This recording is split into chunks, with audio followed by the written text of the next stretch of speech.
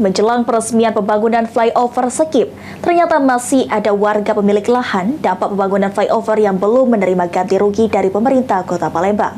Oleh karenanya, pemilik lahan tersebut berencana akan berkirim surat ke Presiden dan Menteri PUPR.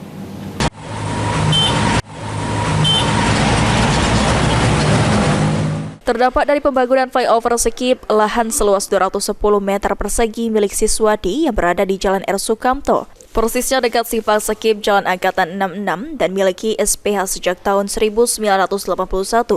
Belum juga menerima ganti rugi dari pemerintah Kota Palembang.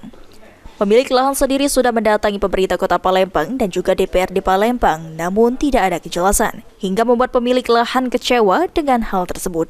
Disampaikan oleh Atorit Marfa, selaku pihak yang mewakili pemilik lahan menjelaskan, jika lahan mereka yang terdampak pembangunan flyover Sekip seluas 170 meter persegi.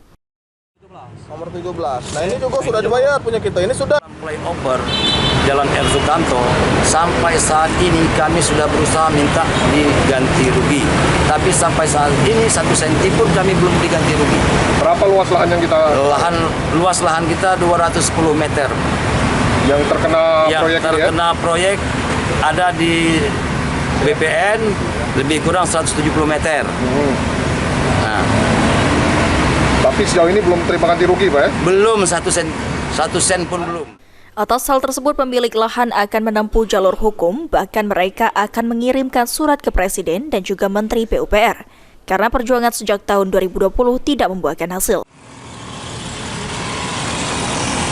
Bakal bersurat ke Presiden dan juga bakal ke Menteri PUPR agar kiranya menyelesaikan dulu terkait dengan hak dari tanah yang sampai dengan saat ini pemilik lahan belum menerima 1 peser rupiah pun. Dan mereka sudah berjuang dari tahun 2020 semenjak soft opening flyover sampai dengan detik hari ini perjuangan mereka 1 rupiah pun belum ada keberhasilan. Saat ini flyover Sekip sendiri sudah menuju tahap finishing. Sesuai jadwal rencananya bulan Mei ini, flyover Sekip akan diresmikan dan bisa dilintasi oleh warga Palembang.